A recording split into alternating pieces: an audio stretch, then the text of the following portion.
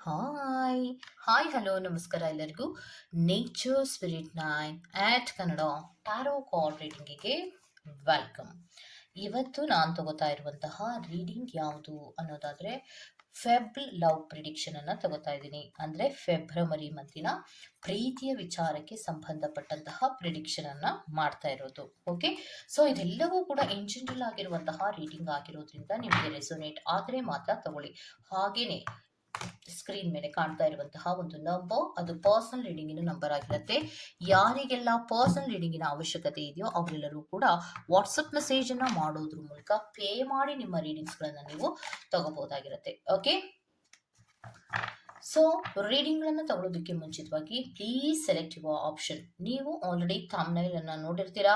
Thumbnail ಅಲ್ಲೇ ನಾನು option ಅನ್ನ ಕೊಟ್ಟಿದ್ದೇನೆ. 2 ಬ್ಯಾಂಗಲ್ ಗಳನ್ನ ಆಯ್ಕೆಯಾಗಿ ಕೊಟ್ಟಿದ್ದೇನೆ, ಹೌದಲ್ವಾ? ಗೋಲ್ಡನ್ ಕಲರ್ ಇರುವಂತಹ ಬ್ಯಾಂಗಲ್ ಅನ್ನ ಆಯ್ಕೆ ಮಾಡ್ಕೊಂಡ್ರೆ ಫೈಲ್ ನಂಬರ್ 1, ಗ್ರೀನ್ ಕಲರ್ ಇರುವಂತಹ ಬ್ಯಾಂಗಲ್ ಅನ್ನ ಆಯ್ಕೆ ಮಾಡ್ಕೊಂಡ್ರೆ ಫೈಲ್ ನಂಬರ್ 2 ಆಗಿರುತ್ತೆ. ಆಯ್ಕೆಯನ್ನ ಮಾಡ್ಕೊಳ್ಳುವಾಗ ಬಹಳ ಕಾನ್ಸಂಟ್ರೇಷನ್ ಇಂದ ಆಯ್ಕೆಯನ್ನ ಮಾಡ್ಕೊಳ್ಳಿ. ಈ 2 ಬ್ಯಾಂಗಲ್ ಗಳಲ್ಲಿ ಯಾವುದು ನಿಮಗೆ ತುಂಬಾ ಅಟ್ರಾಕ್ಟ್ ಆಗುತ್ತೋ ಆ ಬ್ಯಾಂಗಲ್ ಅನ್ನ ಸೆಲೆಕ್ಟ್ ಮಾಡ್ಕೊಳ್ಳೋದ್ರ ಮೂಲಕ ಪ್ರೀತಿಯ ವಿಚಾರಕ್ಕೆ ಸಂಬಂಧಪಟ್ಟಂತೆ ಯಾವ ರೀತಿಯ ಮುಂದುವರಿಕೆಗಳು ಫೆಬ್ರವರಿ ತಿಂಗಳಲ್ಲಿ ಆಗುವಂತಹ ಸಾಧ್ಯತೆಗಳಿದೆ ಅನ್ನೋದ್ರ ಬಗ್ಗೆ ಖಂಡಿತವಾಗಿಯೂ ನೀವು ನೋಡಬಹುದಾಗಿರುತ್ತೆ. ಓಕೆ, ಸೊ ರೀಡಿಂಗ್ ಅನ್ನು ಶುರು ಮಾಡೋಣ. Okay, let start. So spirits, part number 1 golden colour ಇರುವಂತಹ ಬ್ಯಾಂಗಲ್ ಅನ್ನ ಯಾರೆಲ್ಲ ಸೆಲೆಕ್ಟ್ ಮಾಡ್ಕೊಂಡಿದ್ದಾರೆ, ಪ್ರೀತಿಯ ವಿಚಾರಕ್ಕೆ ಸಂಬಂಧಪಟ್ಟಂತೆ ಯಾವ ರೀತಿಯ ಮುಂದುವರಿಕೆಗಳಾಗುವಂತಹ ಸಾಧ್ಯತೆಗಳಿದೆ ಅಂತ ಹೇಳ್ತೀರಾ ಸ್ಪಿರಿಟ್ಸ್? Very good. ಆಲ್ರೆಡಿ ಒಂದು ಕಾರ್ಡ್ ಬಂದಿದೆ.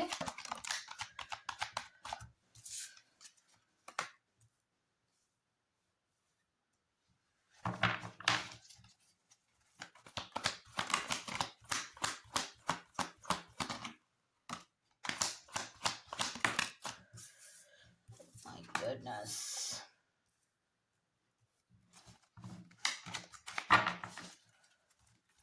Last one card spirit. Very good. So ನಿಮ್ಮ ಕಾರ್ಡ್ಸ್ಗಳು ಕಾಣಿಸ್ತಾ ಇದೆಯಾ? ಓಕೆ, ಸೊ ನಿಮ್ಮ ಕಾರ್ಡ್ಸ್ಗಳು ರೆಡಿ ಇದೆ.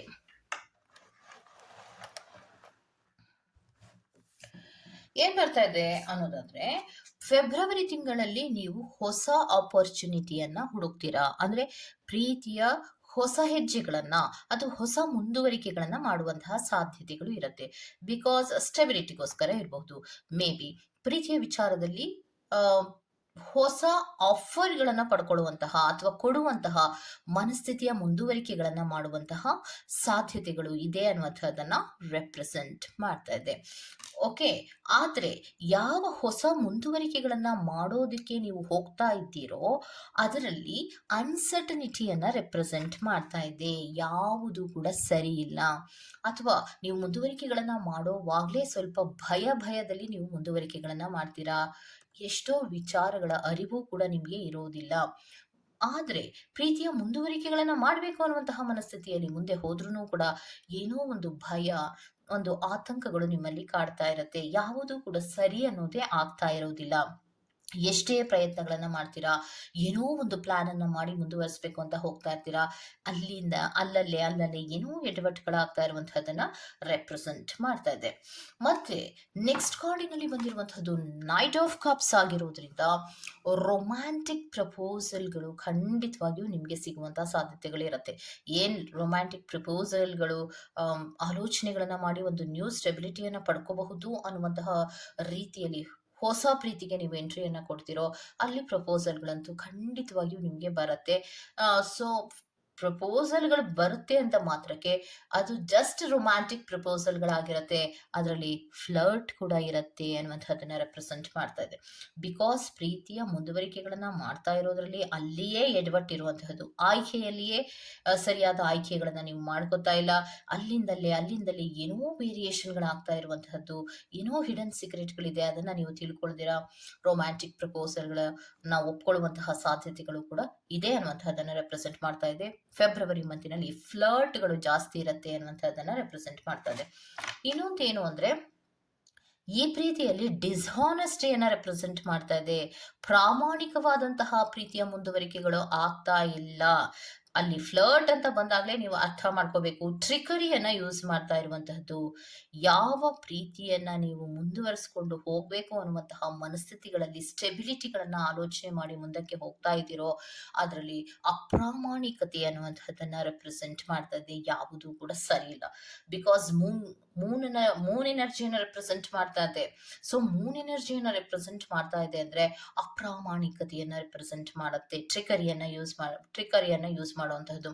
ಅಂದ್ರೆ ಪ್ರೀತಿಗೋಸ್ಕರ, ಆ ಪ್ರೀತಿಯನ್ನ ಒಪ್ಸೋಕ್ಕೋಸ್ಕರವಾಗಿ ಹಲವಾರು ಸುಳ್ಳುಗಳನ್ನ ಹೇಳುವಂತಹದ್ದು, ಒಂದು ಕುಕ್ಕುಡ್ ಆಫ್ ಸ್ಟೋರೀಸ್ ಅನ್ನ ಕ್ರಿಯೇಟ್ ಮಾಡುವಂತಹದ್ದು, ಮತ್ತೆ ಭಾವನೆಗಳನ್ನ ಕೆರಳಿಸುವಂತಹದ್ದು, ಈ ರೀತಿಯ ಕೆಲವು ಮುಂದುವರಿಕೆಗಳು ಆಗುವಂತಹ ಸಾಧ್ಯತೆಗಳಿರುತ್ತೆ. ಆದ್ರೆ ಪ್ರೀತಿಯ ಮುಂದುವರಿಕೆಗಳು ಆಗತ್ತಾ ಅಂದ್ರೆ ಖಂಡಿತವಾಗಿಯೂ ಇಲ್ಲ. ಬಿಕಾಸ್ ಅನ್ಸ್ಟೇಬಲ್ ಮತ್ತೆ ಅನ್ಸ್ಟೆಬಿಲಿಟಿಯನ್ನ ರೆಪ್ರೆಸೆಂಟ್ ಮಾಡ್ತಾ ಇದೆ. ಅನ್ಶೋರ್ ಅನ್ನ ರೆಪ್ರೆಸೆಂಟ್ ಮಾಡ್ತಾ ಇದೆ. ಯಾಕೆ ಅಂದ್ರೆ ನೀವು ಆಲೋಚನೆ ಮಾಡಿ ಹೊರಡುವಂತಹ ರೀತಿಯೇ ತಪ್ಪು. ನನಗೆ ಈ ಪ್ರೀತಿಯಲ್ಲಿ ಸ್ಟೆಬಿಲಿಟಿ ಸಿಗುತ್ತೆ ಅಂತ ಏನು ಮುಂದುವರಿಕೆಗಳನ್ನ ಮಾಡಿಕೊಂಡು ಮುಂದಕ್ಕೆ ಹೋಗ್ತಿರೋ ಅಲ್ಲಿ ಅವ್ಯವಸ್ಥೆಗಳಾಗತ್ತೆ. ಮತ್ತೆ ತುಂಬಾ ಹಿಡನ್ ಸೀಕ್ರೆಟ್ಗಳಿರತ್ತೆ. ಅದ್ಯಾವುದರ ಕಡೆಗೂ ಗಮನವನ್ನ ಕೊಡದೆ ರೊಮ್ಯಾಂಟಿಕ್ ಪ್ರಪೋಸಲ್ಗಳನ್ನ ನೀವು ಒಪ್ಕೊಂಡ್ರೆ ಅಲ್ಲಿ ಫ್ಲರ್ಟ್ಗಳೇ ಆಗತ್ತೆ. ಬಿಕಾಸ್ ಅಪ್ರಾಮಾಣಿಕವಾದಂತಹ ರೀತಿಯ ಪ್ರೀತಿಗಳನ್ನ ಕೊಡ್ತಾ ಇರ್ತಾರೆ. ಬಾಯಿ ಮಾತಿನಲ್ಲಿ ಎಷ್ಟೇ ಪ್ರೀತಿಯನ್ನ ಕೊಡ್ತೀನಿ ಅಂತ ಹೇಳಿದ್ರು ಕೂಡ ಮನಸ್ಸಿನಲ್ಲಿಯೂ ಕೂಡ ಅದೇ ಭಾವನೆ ಇರಬೇಕು. ಆದ್ರೆ ಯೂನಿವರ್ಸಿನಲ್ಲಿ ಕೆಲವೊಬ್ರು ಮಾತ್ರ ಬಾಯಿ ಮಾತಿನಲ್ಲಿ ಪ್ರೀತಿಯನ್ನ ಮಾಡ್ತಾರೆ, ಮನಸ್ಸಿನಲ್ಲಿ ತನ್ನದೇ ಆದಂತಹ ಒಂದು ಟ್ರಿಕ್ ಅನ್ನ ಯೂಸ್ ಮಾಡ್ತಾ ಇರ್ತಾರೆ. ಸೊ ಸಾಮಾನ್ಯವಾಗಿ ನೋಡಿ, ಒಬ್ಬರನ್ನ ಪ್ರೀತಿಸ್ತಾರೆ, ಅದೇ ಏಕಕಾಲದಲ್ಲಿ ಇನ್ನೊಬ್ಬರಿಗೂ ಕೂಡ ಪ್ರಪೋಸಲ್ ಅನ್ನ ಕೊಡ್ತಾರೆ. ಸೊ ಪ್ರಾಮಾಣಿಕವಾಗಿ ಇರುವಂತಹ ವ್ಯಕ್ತಿ ಆ ರೀತಿ ಮಾಡೋದಕ್ಕೆ ಸಾಧ್ಯನಾ? ರೊಮ್ಯಾಂಟಿಕ್ ಆದಂತಹ ಪ್ರಪೋಸಲ್ಗಳನ್ನ ಮೊದಲೇ ಇಟ್ಬಿಡ್ತಾರೆ. ಸೊ ಫಾರ್ ಎಕ್ಸಾಂಪಲ್ ನಾನು ಹೇಳೋದೇನಂದ್ರೆ, ಪ್ರೀತಿ ಅಂದ್ರೆ ಅದು ಒಂದು ಸ್ಲೋ ಮೂಮೆಂಟ್ ಇರುತ್ತೆ. ಒಬ್ರನ್ನೊಬ್ರನ್ನ ಅರ್ಥ ಮಾಡ್ಕೊಳ್ಳೋದಿರ್ಬಹುದು, ಅವರ ಕೆಲವು ಆಲೋಚನೆಗಳನ್ನ ಅರ್ಥ ಮಾಡ್ಕೊಳ್ಳೋದಿರ್ಬಹುದು, ಅವರ ಕ್ಯಾರೆಕ್ಟರ್ಗಳನ್ನ ಅರ್ಥ ಮಾಡ್ಕೊಳ್ಳೋದಿರ್ಬಹುದು, ಅವರ ಒಪಿನಿಯನ್ಸ್ ಅನ್ನ ಒಬ್ರಿಗೊಬ್ರು ಅರ್ಥ ಮಾಡ್ಕೊಳ್ಳೋದಿರ್ಬಹುದು, ಸ್ಟ್ರಾಂಗ್ ಬಾಂಡೇಜ್ ನ ಬೆಳೆಸ್ಕೊಳ್ಳೋದಿರ್ಬಹುದು. ಇದನ್ನ ಪ್ರೀತಿ ಅಂತ ಹೇಳ್ತಾರೆ. ಇವತ್ತು ಐ ಲವ್ ಯು ಅಂತ ಹೇಳಿ ನಾಳೆನೆ ರೊಮ್ಯಾಂಟಿಕ್ ಪ್ರಪೋಸಲ್ಗಳನ್ನ ಕೊಟ್ರೆ ಅದು ಪ್ರೀತಿಗೋಸ್ಕರ ಬಂದಿರೋದಲ್ಲ, ಜಸ್ಟ್ ರೊಮ್ಯಾಂಟಿಕ್ ಪ್ರಪೋಸಲ್ಗಳಿಗೋಸ್ಕರ ಬಂದಿರೋದು. ಅದು ಆ ವ್ಯಕ್ತಿ ಅಟ್ರಾಕ್ಷನ್ಗೋಸ್ಕರ, ಒಂದು ಇನ್ಫ್ಯಾಕ್ಚುಯೇಷನ್ಗೋಸ್ಕರ ಆ ವ್ಯಕ್ತಿ ಪ್ರೀತಿಯ ಒಂದು ಪದವನ್ನ ಯೂಸ್ ಮಾಡಿ ಮುಂದುವರಿಕೆಗಳನ್ನ ಮಾಡ್ತಾ ಇರ್ತಾರೆ. ಪ್ರೀತಿ ಅಂದ್ರೆ ಒಂದು ರೊಮ್ಯಾಂಟಿಕ್ ಪ್ರಪೋಸಲ್ಗಳನ್ನ ಇದ್ದಕ್ಕಿದ್ದ ಹಾಗೆ ಇಡೋದಲ್ಲ. ಪ್ರೀತಿಯನ್ನ ಮಾಡ್ತಾ ಇದೀಯಾ, ಪ್ರಾಮಾಣಿಕವಾಗಿ ಇದೆಯಾ ನೀನು ಅಂದ್ರೆ ನಿನಗೆ ಕೂಡ ಅಷ್ಟೇ ಒಂದು ತಾಳ್ಮೆ ಅನ್ನೋದು ಇರತ್ತೆ ಅಲ್ವಾ. ಅದಕ್ಕೊಂದು ಸಮಯ ಸಂದರ್ಭ ಅನ್ನೋದು ಇರತ್ತೆ. ಸೊ ಹಾಗಿದ್ರೆ ಪ್ರೀತಿಯನ್ನ ಮಾಡಿದಾಗ ಕಮಿಟ್ ಅಂತ ನೀವೇನ ಹಾಕ್ತಿರೋಲ್ಲ, ಆ ಕಮಿಟ್ಮೆಂಟ್ ಏನಕ್ಕೆ? ಇವಾಗ ನಾವು ಒಂದು ವ್ಯಕ್ತಿಯನ್ನ ಐ ಲವ್ ಯು ಅಂತ ಹೇಳ್ತೀವಿ, ಯಾಕೆ? ಜಸ್ಟ್ ಕಮಿಟ್ ಆಗೋದಕ್ಕೆ. ಅಂದ್ರೆ ನಾನು ನಿನ್ನನ್ನು ಪ್ರೀತಿಸ್ತಾ ಇದ್ದೀನಿ, ನಿನ್ನೆಲ್ಲ ಭಾವನೆಗಳಿಗೂ ಕೂಡ ನಾನು ರೆಸ್ಪೆಕ್ಟ್ ಕೊಡ್ತೀನಿ ಅಂತ. ಐ ಲವ್ ಯು ಅಂತ ಹೇಳಿದ ತಕ್ಷಣನೇ ರೊಮ್ಯಾಂಟಿಕ್ ಪ್ರಪೋಸಲ್ಗಳನ್ನ ಕೊಡ್ತಾರೆ ಅಂದ್ರೆ ಅದು ಹೇಗೆ ಸಾಧ್ಯ ಅಲ್ವಾ? ಭಾವನೆಗಳ ಜೊತೆಗೆ ಹೃದಯದ ಮಿಡಿತಗಳು ಕೂಡ ಒಂದಾಗಬೇಕು, ಅದನ್ನ ಪ್ರೀತಿ ಅಂತಾರೆ ಹೊರತು ಭೌತಿಕ ಸಂಬಂಧಗಳನ್ನ ಬೆಸೆಯುವಂತಹದ್ದನ್ನ ನಾವು ಪ್ರೀತಿ ಅಂತ ಹೇಳೋದಕ್ಕೆ ಸಾಧ್ಯ ಆಗೋದಿಲ್ಲ. ಅದೆಲ್ಲದರಲ್ಲಿಯೂ ಹೊಂದಾಣಿಕೆ ಆಗಿ, ಇಬ್ಬರಿಗೂ ಒಪ್ಪಿಗೆ ಆಗಿ, ತದನಂತರದಲ್ಲಿ ಮುಂದುವರಿಕೆ ಆಗತ್ತಲ್ಲ, ಅದನ್ನ ಪ್ರೀತಿ ಅಂತ ಅನ್ನೋದು. ಒಬ್ಬರಿಗೆ ಒಪ್ಪಿಗೆ ಇರೋದಿಲ್ಲ, ಇನ್ನೊಬ್ರು ಮೇಲಿಂದ ಮೇಲೆ ಪ್ರೀತಿ ಮಾಡ್ತೀನಿ ಅಂತ ಹೇಳಿ ಹೇಳಿ ಹೇಳಿ ರೊಮ್ಯಾಂಟಿಕ್ ಪ್ರಪೋಸಲ್ಗಳನ್ನ ಏನು ಕೊಡ್ತಾರಲ್ಲ, ಅವರು ಟ್ರಿಕರಿಯನ್ನೇ ಯೂಸ್ ಮಾಡೋದು, ಟ್ರಿಕ್ಕಿನಲ್ಲಿಯೇ ಅವರು ಮುಂದಕ್ಕೆ ಹೋಗೋದು. ಬಿಕಾಸ್ ಡಿಸ್ಹಾನೆಸ್ಟಿ ಆಗಿರ್ತಾರೆ, ಪ್ರಾಮಾಣಿಕವಾಗಿ ಇರೋದಕ್ಕೆ ಸಾಧ್ಯವೇ ಇರೋದಿಲ್ಲ. ಮತ್ತೆ ಪ್ರೀತಿಯ ಮುಂದುವರಿಕೆಗಳು ಆಗತ್ತಾ ಅಂದ್ರೆ ಖಂಡಿತವಾಗಿಯೂ ಸಾಧ್ಯ ಇಲ್ಲ. ಅನ್ಸ್ಟೇಬಲ್ ಅನ್ನು ರೆಪ್ರೆಸೆಂಟ್ ಮಾಡುತ್ತೆ. ಸ್ಟೇಬಲ್ ಆಗಿರೋಕೆ ಎಲ್ಲಿ ಸಾಧ್ಯ? ಪ್ರಾಮಾಣಿಕವಾಗಿದ್ರೆ ಸ್ಟೇಬಲ್ ಆಗಿರತ್ತೆ ಪ್ರೀತಿ. ಪ್ರಾಮಾಣಿಕತೆಯೇ ಇಲ್ಲ ಅಂದಮೇಲೆ ಸ್ಟೇಬಲ್ ಆಗಿರೋದು ಹೇಗೆ ಸಾಧ್ಯ? ನೀವು ಆಲೋಚನೆ ಮಾಡುವಂತಹ ರೀತಿಗೂ ಈ ವ್ಯಕ್ತಿ ಆಲೋಚನೆಯನ್ನು ಮಾಡುವಂತಹ ರೀತಿಗೂ ಅಜಗಜಾಂತರವಾದಂತಹ ವ್ಯತ್ಯಾಸ ಇರುತ್ತೆ. ಫಾರ್ ಎಕ್ಸಾಂಪಲ್, ನಾವು first card and last card ಅನ್ನ ನೋಡಿದಾಗ, ಫಸ್ಟ್ ಕಾರ್ಡಿನಲ್ಲಿ ಸ್ಟೆಬಿಲಿಟಿ ಬೇಕು, ಹೊಸ ಅಪರ್ಚುನಿಟಿ ಬೇಕು ಅಂತ ನೀವು ಬೇಡ್ತಾ ಇದ್ರೆ, ಅಥವಾ ಅದಕ್ಕೊಂದು ಪ್ರೀತಿಯ ಒಂದು ಹೊಸ ಒಂದು ಅವಕಾಶ ಸಿಗುತ್ತಾ ಅಂತ ಕಾಯ್ತಾ ಇದ್ರೆ, ಇವರು ನೋಡಿ ಅಪ್ರಾಮಾಣಿಕತೆಯಿಂದ ಮುಂದುವರಿಕೆಗಳನ್ನ ಮಾಡಿ, ಫ್ಲರ್ಟ್ಗಳನ್ನ ಮಾಡಿ ರೊಮ್ಯಾಂಟಿಕ್ ಪ್ರಪೋಸಲ್ಗಳನ್ನ ಮಾಡಿ ತನ್ನದೇ ಆದಂತಹ ವಿರುದ್ಧ ದಿಕ್ಕಿನಲ್ಲಿ ಹೋಗ್ತಾರೆ. ಅಂದ್ರೆ ಉಲ್ಟಾ ನೀವು ಆಲೋಚನೆ ಮಾಡುವಂತಹ ರೀತಿಗೂ ಈ ವ್ಯಕ್ತಿ ಆಲೋಚನೆಯನ್ನ ಮಾಡುವಂತಹ ರೀತಿಗೂ ಅಜಗಜಾಂತರವಾದಂತಹ ವ್ಯತ್ಯಾಸಗಳಿರುತ್ತೆ. ಸೊ ಅಲ್ಲಿಗೆ ಫೆಬ್ರವರಿ ಮಧ್ಯದಲ್ಲಿ ಪ್ರೀತಿಯ ವಿಚಾರಕ್ಕೆ ಸಂಬಂಧಪಟ್ಟಂತೆ ಯಾವುದು ಕೂಡ ಮುಂದುವರಿಕೆಗಳು ಏನಾಗ್ತಾ ಇದೆಯೋ ಅದ್ಯಾವುದು ಕೂಡ ಪಾಸಿಟಿವ್ ಆದಂತಹ ರೀತಿಯಲ್ಲಿ ಇಲ್ಲ. ಒಬ್ರು ಪಾಸಿಟಿವ್ ಆಗಿ ಆಲೋಚನೆಯನ್ನ ಮಾಡಿ ಮುಂದುವರಿಕೆಗಳನ್ನ ಮಾಡುವಂತಹ ಪ್ರಯತ್ನವನ್ನ ಮಾಡಿದ್ರೆ, ಇನ್ನೊಬ್ರು ಅಪ್ರಾಮಾಣಿಕವಾದಂತಹ ರೀತಿಯಲ್ಲಿ ಮುಂದುವರಿಕೆಗಳನ್ನ ಮಾಡ್ತಾರೆ. ಈ ಪ್ರೀತಿಯಲ್ಲಿ ಸ್ಟೆಬಿಲಿಟಿ ಅನ್ನುವಂಥದ್ದಾಗ್ಲಿ ಅಥವಾ ಪಾಸಿಟಿವ್ ಆದಂತಹ ರೀತಿಯ ಮುಂದುವರಿಕೆಗಳಾಗ್ಲಿ ಪಾಲವವನ್ನು ಅವ್ರಿಗೆ ಇಲ್ಲ ಅನ್ನುವಂಥದ್ದನ್ನ ರೆಪ್ರೆಸೆಂಟ್ ಮಾಡ್ತಾ ಇದೆ. ಎಲ್ಲವೂ ಕೂಡ ಅವ್ಯವಸ್ಥೆಗಳಲ್ಲಿ ಇರತ್ತೆ ಅನ್ನುವಂಥದ್ದನ್ನ ಕ್ಲಿಯರ್ ಆಗಿಯೇ ರೆಪ್ರೆಸೆಂಟ್ ಮಾಡ್ತಾ ಇದೆ. ಓಕೆ, ಸೊ ಇದಿಷ್ಟು ಪಾರ್ಟ್ ನಂಬರ್ 1 ರೀಡಿಂಗ್ ಆಗಿರುತ್ತೆ. ಈ ತರಹದ ರೀಡಿಂಗ್ ನಿಮ್ಗೆ ಇಷ್ಟ ಆಗಿದೆ ದಯವಿಟ್ಟು ಸಬ್ಸ್ಕ್ರೈಬ್ ಮಾಡಿ, ಪಕ್ಕದಲ್ಲಿ ಇರುವಂತಹ ಬೆಲ್ ಐಕಾನ್ ಪಾರ್ಟ್ ಅಂತ ಪ್ರೆಸ್ ಮಾಡಿ. Next pile number 2. Pile number 2 ಯಾರೆಲ್ಲ ಆಯ್ಕೆಯನ್ನ ಮಾಡ್ಕೊಂಡಿದ್ದೀರೋ ಅದು ಬ್ಯಾಂಗಲ್ ಆಗಿರುತ್ತೆ ಅಲ್ವಾ, ಗ್ರೀನ್ ಕಲರ್ ಇರುವಂತಹ ಬ್ಯಾಂಗಲ್ ಆಗಿರುತ್ತೆ. ಸೊ ಸ್ಪಿರಿಟ್ಸ್ ಫೆಬ್ ಬಂದಿರೋ ಲವ್ ಪ್ರೊಡಿಕ್ಷನ್ ಹೇಗಿರುತ್ತೆ?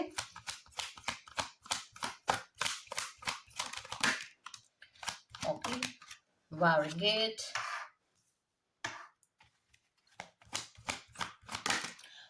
ಸೆಕೆಂಡ್ ಕಾರ್ಡಿನ ಕ್ಲಾರಿಫಿಕೇಶನ್ ಏನಿರುತ್ತೆ spirits? Okay okay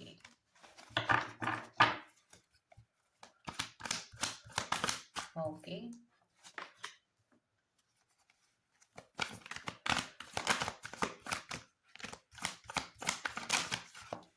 very good. ಪ್ರತಿ ವಿಚಾರಕ್ಕೆ ಸಂಬಂಧಪಟ್ಟಂತೆ oh my goodness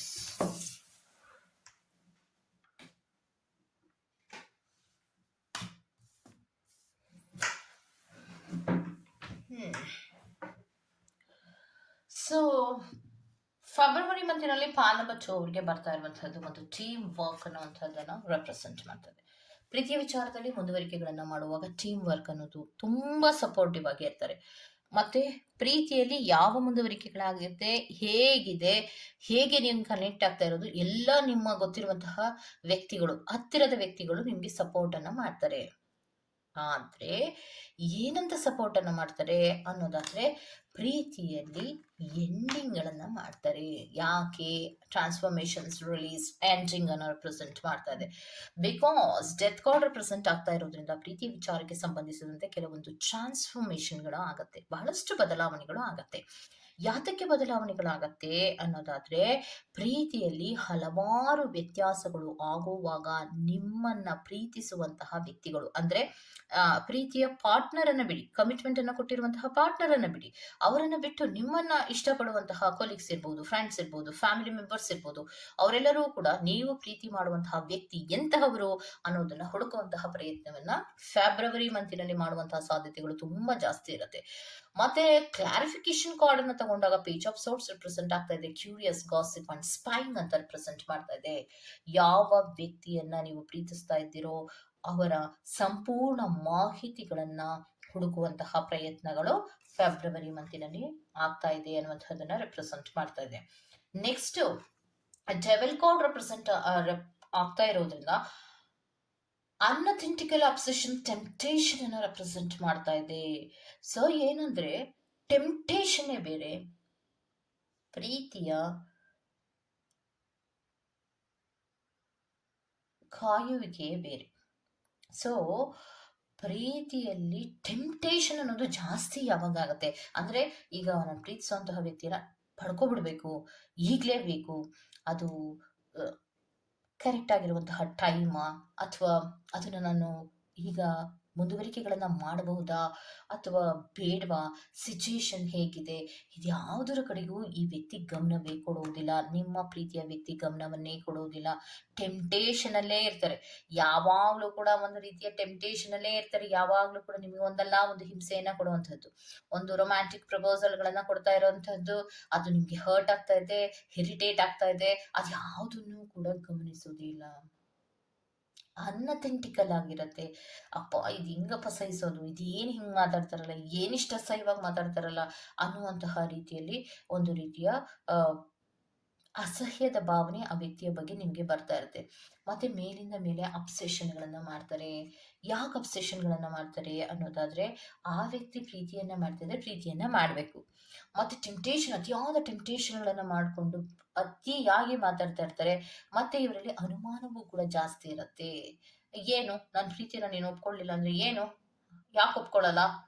ನನ್ನನ್ನ ಬಿಟ್ಟು ಬೇರೆ ಯಾವ ಕಮಿಟ್ಮೆಂಟ್ ಅಲ್ಲಿ ಇದೆಯಾ?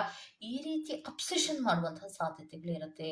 ಅವ್ರು ಹೇಳಿದ ತರಹವೇ ನೀವು ನಡ್ಕೋಬೇಕು ಅನ್ನುವಂತಹ ಮನಸ್ಥಿತಿಗಳ ಹ್ಮ್, ಮುಂದುವರಿಕೆಗಳನ್ನ ಮಾಡ್ತಾ ಇರ್ತಾರೆ.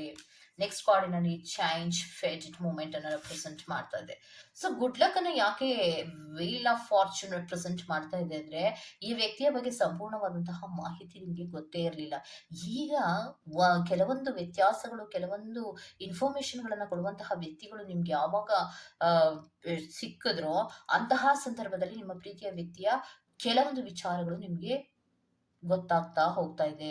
ಆಗ ನಿಮ್ಮ ಪ್ರೀತಿಯ ವಿಚಾರದಲ್ಲಿ ಏನು ಫೇಡೆಡ್ ಮೂಮೆಂಟ್ಸ್ಗಳು, ಏನು ಈ ತರ ಆಗ್ತಾ ಇದೆಯಲ್ಲ ಅನ್ನುವಂತಹ ಆಲೋಚನೆಗಳನ್ನ ಮಾಡ್ತೀರಾ. ಸಡನ್ ಟವರ್ ಕಾರ್ಡ್ ಅನ್ನ ರೆಪ್ರೆಸೆಂಟ್ ಮಾಡ್ತಾ ಇದೆ. Sudden changes, breakup and divorce ಅನ್ನ ರೆಪ್ರೆಸೆಂಟ್ ಮಾಡ್ತಾ ಇದೆ. ಒಬ್ಬ ವ್ಯಕ್ತಿಯನ್ನ ನಾವು ಸಂಪೂರ್ಣವಾಗಿ ನಂಬಿರ್ತೀವಿ. ಆ ವ್ಯಕ್ತಿಯನ್ನ ಪ್ರಾಮಾಣಿಕ ಅಂತ ಅನ್ಕೊಂಡಿರ್ತೀವಿ. ಸೊ ಆ ವ್ಯಕ್ತಿ ಮಾತ್ರ ಪ್ರಾಮಾಣಿಕವಾಗಿಯೂ ಇರುವುದಿಲ್ಲ, ನಂಬಿಕೆಗೂ ಅರ್ಹ ಇಲ್ಲ ಅಂದ್ರೆ ಅದೆಂಥ ಸಿಡಿಲು ಬಡಿದಿರೋ ತರ ಆಗತ್ತೆ ಅಂದ್ರೆ, ಆ ವ್ಯಕ್ತಿ ಇಂತಹ ವ್ಯಕ್ತಿಯನ್ನ ನಾನು ನಂಬದ್ನ ಅನ್ನುವಂತಹ ಒಂದು ಸಡನ್ ಆದಂತಹ ಒಂದು ಚೇಂಜಸ್ಗಳು ಆ ಹೃದಯದಲ್ಲಿ ಆಗ್ತಾ ಹೋಗುತ್ತೆ. ದೇಹದ ಮೇಲೆ ಒಂದು ಗಾಯ ಆದ್ರೆ ಆ ನೋವನ್ನ ತಡ್ಕೋಬಹುದು. ಹೃದಯಕ್ಕೆ ಆದಾಗ ಯಾವ ಮುಲಾಮು ಇಲ್ಲ, ಯಾವ ಔಷಧಿಯೂ ಕೂಡ ಇಲ್ಲ.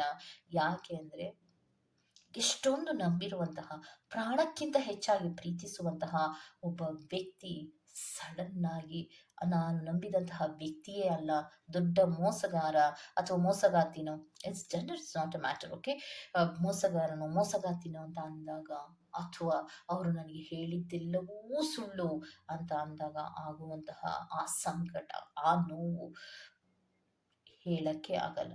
ಯಾಕಂದ್ರೆ ಭಾವನೆಗಳನ್ನ ಎಲ್ಲ ಭಾವನೆಗಳನ್ನ ಅವ್ರ ಹತ್ರ ಎಕ್ಸ್‌ಪ್ರೆಸ್ ಮಾಡಿರ್ತೀರಾ, ಕನಸುಗಳನ್ನ ಕಟ್ಟಿರ್ತೀರಾ, ಸುಮಾರು ಟೈಮನ್ನ ಅವರಿಗೋಸ್ಕರ ಸ್ಪೆಂಡ್ ಮಾಡಿರ್ತೀರಾ.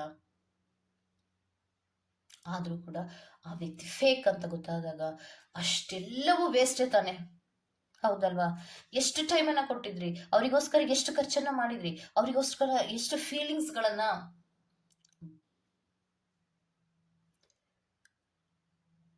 ಬೆಳೆಸ್ಕೊಂಡಿದ್ರಿ.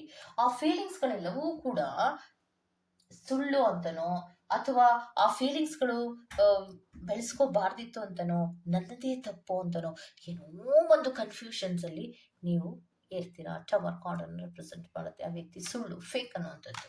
ನೆಕ್ಸ್ಟ್ ಕಾರ್ಡಿನಲ್ಲಿ ಬಂದಿರುವಂತಹದ್ದು ಥ್ರೀ ಆಫ್ ವ್ಯಾಂಡ್, ರಿವರ್ಸ್ ಆಗಿ ಬರ್ತಾ ಇದೆ. ಸೊ ಥ್ರೀ ಆಫ್ ವ್ಯಾಂಡ್ ಇದೇನಾದ್ರು ಅಪ್ರೈಟ್ ಕಾರ್ಡ್ ಆಗಿ ಬರ್ತಾ ಇದ್ದಾರೆ, ಮೇಕಿಂಗ್ ಪ್ರೋಗ್ರೆಸ್ ಅಂತ ಹೇಳ್ಬೋದಿತ್ತು, ಬಟ್ ನೋ ವೇ. ಸೊ ಪ್ರೀತಿಯ ವಿಚಾರದಲ್ಲಿ ಯಾವುದೇ ರೀತಿಯ ಪ್ರೋಗ್ರೆಸ್ಗಳು ಅನ್ನೋದು ಇರೋದೇ ಇಲ್ಲ ಅನ್ನುವಂಥದ್ದನ್ನ ರೆಪ್ರೆಸೆಂಟ್ ಮಾಡ್ತಾ ಇದೆ. ಸೊ ಗ್ರೋತ್ ಅನ್ನೋದು ಸಾಧ್ಯನೇ ಇಲ್ಲ. ಸೊ ಪ್ರೀತಿಯ ವಿಚಾರಕ್ಕೆ ಸಂಬಂಧಿಸಿದಂತೆ ಹಲವಾರು ರೀತಿಯ ವ್ಯತ್ಯಾಸಗಳು ಅನ್ನೋದು ಇದೆ. ಈ ವ್ಯತ್ಯಾಸಗಳಿಂದಾಗಿ ಏನಾಗ್ತಾ ಇದೆ ಅಂದ್ರೆ, ನಿಮಗೆ ಪ್ರೀತಿಯ ವ್ಯಕ್ತಿ ಏನು ಅನ್ನುವಂಥದ್ದು ನಿಮ್ಗೆ ಫೆಬ್ಬಿನಲ್ಲಿ ಗೊತ್ತಾಗುವಂತ ಸಾಧ್ಯತೆಗಳು ಇರುತ್ತೆ. ಲವ್ ಪ್ರಿಡಿಕ್ಷನ್ ವಿಚಾರಕ್ಕೆ ಬಂದಾಗ ಅಷ್ಟೊಂದು ಏನು ಪಾಸಿಟಿವ್ ಆದಂತಹ ಮೂಮೆಂಟ್ ಪಾಯ್ ನಂಬರ್ 2 ಅವ್ರಿಗೆ ಇಲ್ಲವೇ ಇಲ್ಲ ಅನ್ನುವಂಥದ್ದನ್ನ ರೆಪ್ರೆಸೆಂಟ್ ಮಾಡ್ತಾ ಇದೆ.